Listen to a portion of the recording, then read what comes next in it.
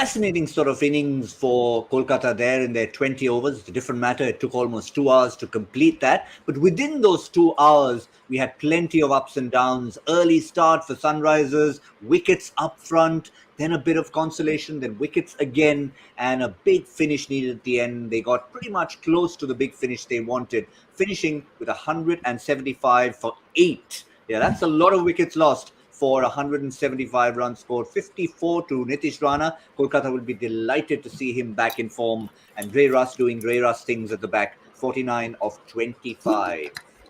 Joined on Cricbuzz Live by Joy Bhattacharjya and Michael Vaughan, who's not alone. It's Michael and the tech team who you have to congratulate as a collective unit. 175 on the dot. We doff our hats to you, Michael, and to them.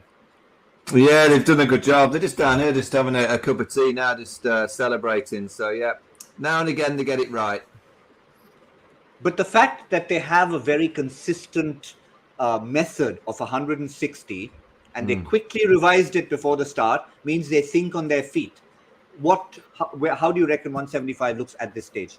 Well, they knew that the Sunrisers were missing Sundar, so I think they knew that the fifth bowling option was going to be a problem. And they also knew that spin was going to bowl the last over. Very clever, these little guys just to my left. I thought it was great. I thought it was a good innings to watch because it had a bit of everything. It had the fire, the pace at the start. It had wickets. Then it had a real good comeback. I thought Nitish Rana deserves a lot of credit. We'll talk about Dre Russ because he exploded at the end. But I thought Nitish Rana was a real key in the KKR innings because he held it together and hit the boundary at the right times. When you're missing a bowler and you're just missing one bit of quality in your attack, it's very, very difficult for a captain. And that's what I thought Kane Williamson was always looking around and he was worried about that last day. I think he was gambling and hoping that Dre Russ was out by that stage. But once Dre Russ got down to that last over, it was a little bit of a precarious tactical manoeuvre at the start when the man got out. And then obviously Dre Russ just managed to get on strike for those last few deliveries and strike the boundaries. So I think it's a very, very competitive score. Yeah, 17 were scored in that last over, which was a toss-up between Jagadish Suchit and Shashank Singh. He went for the left-arm spinner. Picked up a wicket, but then Ray Russ took charge after that. Joy, but the big factor for KKR would be Nitish Rana. A, because he was out of form. And B, even if he was in form, sometimes he tends to just go hell for leather at all deliveries. So he played within himself and it was desperately needed then. Yeah, look, I want to say that this game actually is an illustration of when Brendan McCullum's theory gets through. Look at Nitish Rana here. That strike rate of 150 is important because most of it was scored in that 6th to the 12th or 13th over. That's the time these guys have already lost 3 wickets in the first 5. And Nitish Rana comes in and keeps the strike rate up. They score at 8 then, and then they score at 10 and over after that. He is the guy who made sure that Kolkata, even though they kept losing wickets, they kept scoring. And this is what Brendan McCullum is trying to do as a team. It doesn't matter how many you lose. The more you keep, as long as the batsmen, they bat up to 8 and 9, they'll keep whacking the ball. And therefore, though they steadily lost wickets, look how far they reached. They reached 175. And that's, I think, when his theory comes off. There are days when they're going to be 120 all out as well. But there are days they're going to hit 200 because of the way they play. And this is their philosophy. It doesn't matter if wickets fall, keep the run rate up. Nitish Rana is vital for that because he's an attacking, aggressive player in the middle overs and he likes playing against spin. But he was forced to play that kind of a role because of the start that the Sunrisers got. Maybe it was about the fifth bowling conundrum. We talk about that in a moment. But how good were the bowlers up front? Marco Jansen started things off, but the star of the show really in that 38 for 3, Natarajan 2 wickets in an over, just seemed to be on his A game, Michael. Yeah, it was. I mean, there was a couple of iffy shots and a decent ball in those first 3 wickets. I spoke at the halfway house about Amran Finch's technique at the minute. Just looks, too predictable. He's so scared about the LBWs that he's keeping that left side out of the way. So, when you see that as a bowler, I don't think you're too worried because you know that you can just angle it wide across you and he's just got no control. I thought it was excellent. I mean, they got on a roll. They used the pace in the pitch. I think someone like Pat Cummins will be licking his lips at bowling on this kind of surface. There's plenty of carry. There's a little bit of movement there. And it was really aggressive. And in Umran Malik, I've spoken about him a lot. He's just got it. He's got the pace. I totally agree with what Ian Bishop said on commentary. He probably needs to have a slow ball of some note to disguise, his 150 kilometres. If you ever have to disguise 150, but it's always worth having a slow ball up your sleeve. And once he gets that, he's going to be an incredible bowler for India. And you've got to give him credit there. While, of course, Bish has been crying out for it. We've all talked about it on this show that'll complete his game. But I think it was Sunny who came back at Bish saying, yeah, on another day, let him develop the slow ball. Right now, young man, keep up that 150. And that's what he did for that final over. Didn't get a wicket, 2 runs off it. Yeah, 2 runs off it. And remember, which over is this in the match? We are talking about, this is over number 16, no, 17. Which over was it? It was ridiculously late. And for him to bowl that kind of an over at that point in time is just, it was the 16th over that he bowled. And it's absolutely brilliant. And bowling to somebody like Andre Russell, who's like bubbling to get over, they knew that Andre Russell doesn't like pace very much. Look at the way he's bowled to, top batsmen. Nitish Rana got him away, but remember, one of Nitish Rana's sixes, there were 2 fielders perfectly placed out there. He hit the ramp. He just managed to bisect that gap. So I think field placings were spot on. I think, again, somebody like Umran Malik, even to Nitish Rana, bowled to his plan. It's a different matter if the batsman hits it exactly in between, and you can't do very much about that. But I thought he was absolutely brilliant, and he didn't lose his cool. I think for whatever they did, I think the Sunrisers planned well against Kolkata and executed. What is interesting is Kolkata is powerful enough still to get 175, despite almost all of Hyderabad's Sunrisers plan coming off. Other than the 5th bowler, I think they got all the rest of their plans right.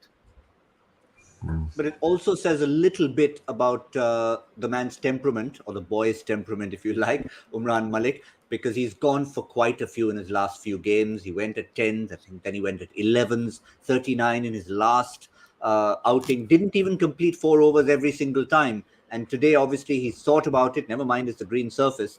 But he obviously has a mind up there where he's telling himself, how can I improve every game?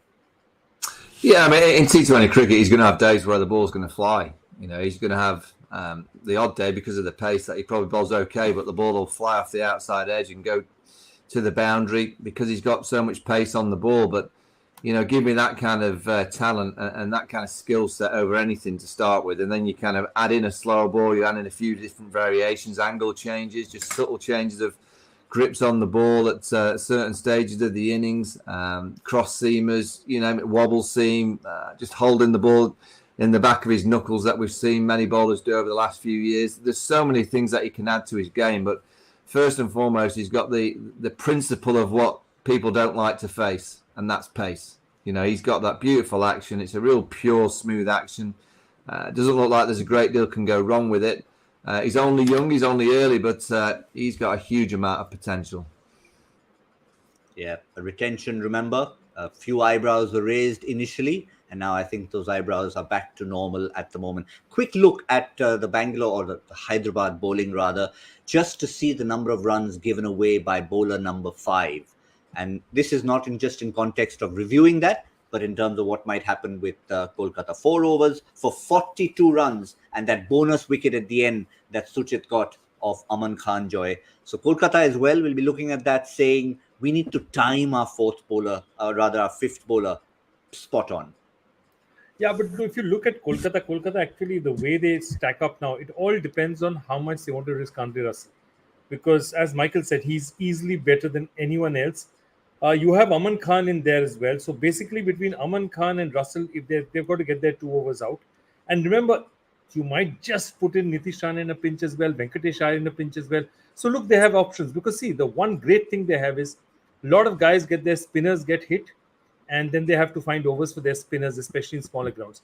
Sunil Narayan and Varun Chakravarti, you can almost bet they're going to complete their quota of 4 each. Okay, that means that you're going to have basically Umesh Yadav, they'll bowl 3 of him up front.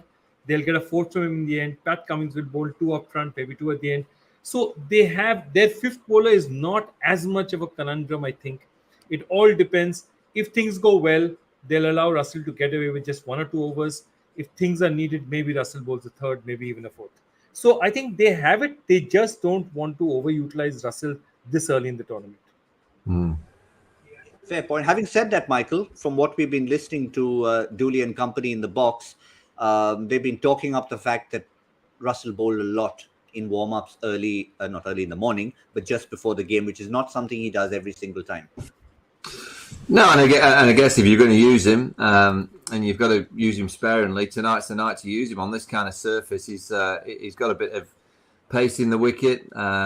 It looks quite big one side of the wicket square, so you can play the ends and knowing which hands he's bowling to and kind of bowl the shorter balls, getting them hitting to that bigger side. So I think he'll, whether he bowls full, we'll wait and see, but he'll certainly get the ball in hand at some stage. So when you've got Umesh Yadav, Pat Cummins, and if you can get Andre Russell bowling your 10 overs, or if you can get 12 out of those three, I don't think it's going to be an easy chase, but it's the kind of chase and target that Kane Williamson doesn't, not look at and think, I can play a big part in that. If it gets to 190, 200, Kane knows he's got to play slightly differently. Around 160 to 175, I think Kane knows he can just play. He can just stay in and bat and just hope that there's a cameo or two around him. So I think the KKR team will know that as much as there's probably more flamboyant, more aggressive players around Kane Williamson, I think they'll know that Kane Williamson is the key. If they get him early, I think they'll can control the game. Yeah, just one final look at their batting lineup as we wrap here to see how much confidence it would inspire in Orange fans. Of course, Kane can control the innings. Abhishek Sharma has been informed, but he'll be facing a bit of pace on that surface. Tripathi will be key, playing against his old side, Joy, and then they'll want some more, greedy as everyone might want from Nicholas Puran, because we haven't seen enough from Aiden Markram, Shashank Singh untried. Yeah, look, this batting order till 5, it looks really good. After that, it falls away quite a lot. And remember, compare that. You were having Shashank Singh walks in at 6 for them. Andre Russell walks in at 6 for Kolkata. So that tells you a little bit about the kind of batting that's there on order, and that is a huge difference.